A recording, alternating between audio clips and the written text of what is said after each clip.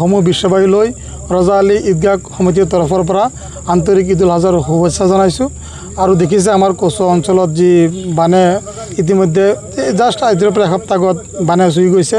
তাৰপিছতো আমাৰ ৰজা আলী আব্দুল আজিজ ঈদগাহ পৰিচালনা সমিতিয়ে আজি মানে ঈদুল আজহাৰ নামাজৰ বাবে ঈদগাহখন সুন্দৰকৈ ব্যাপককৈ প্ৰস্তুতিৰে সজাই পৰাই তোলা হৈছে।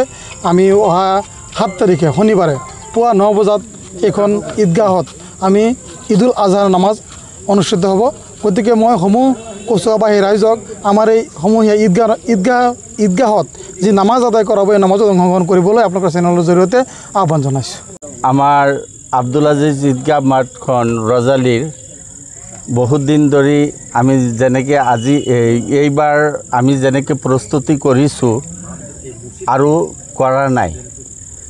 গতিকে সমূহ ৰাইজলৈ মোৰ অভিনন্দন যে আপোনালোকে যথা সময়ত তাৰমানে আমাৰ ঈদগাহ মাঠখন 9টা বজাত অনুষ্ঠিত হ'ব।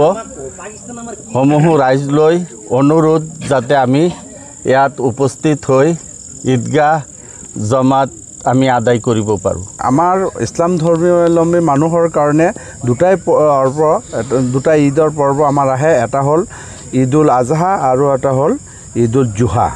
গতিকে ঈদুল ফিতৰ যিটো আমি কওঁ ৰোজা ঈদ যিটো থাকে, ঈদুল ফিতৰ আৰু ঈদুল আজহা, এইটো হ'ল ঈদুল আজহা।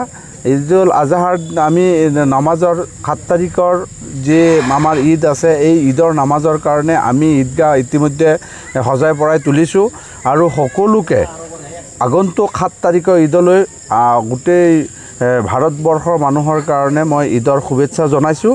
আৰু তেওঁলোকে সেইদিনাখন যোনে যোন ঠাইতে আছে ঈদৰ নামাজ আদায় কৰি যাতে বিশ্ব শান্তিৰ কাৰণে ঈশ্বৰৰ ওচৰত বা আল্লাহৰ ওচৰত দোৱা কৰে, সেয়াই আমি আশা কৰিছোঁ। আৰু আমি এই অঞ্চলবাসী হিচাপে আমিও এই ঈদগাহত আমি 7 তাৰিখে ঈদৰ নামাজ আদায় কৰিম আৰু বিশ্ব শান্তিৰ কাৰণে আমি ইয়াত সমজুৱাভাৱে দোৱা কৰিম। আৰু সকলোকে এই চেগতে আপোনালোকৰ জৰিয়তে সকলোকে আগন্তুক 7 তাৰিখে হ'ব লগা আমাৰ ঈদুল আজহাৰ কাৰণে ঈদুল আজহাৰ বাবে সকলোকে শুভেচ্ছা জনাইছোঁ। ঈদ মুবাৰক, সকলোকে ঈদ মুবাৰক থাকিল। প্ৰথমবাৰৰ বাবে ৰজা আলী আঞ্চলিক ঈদগাহত যি আমি নতুনকৈ সজাই পৰাই তুলিছোঁ আৰু সেই বাতৰি পৰিৱেশন কৰিব অহা আমি প্ৰত্যেক সাংবাদিকসকলক আমি আন্তৰিক অভিনন্দন আৰু ধন্যবাদ জ্ঞাপন কৰিছোঁ।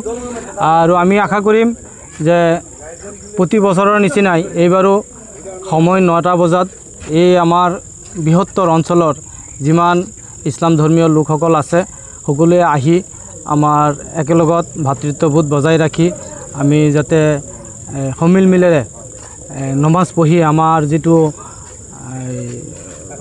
মনৰ যিটো বেদনা, সেই যিটো আকাংক্ষা, সেইটো আল্লাহৰ ওচৰত কৈ যাতে আমাৰ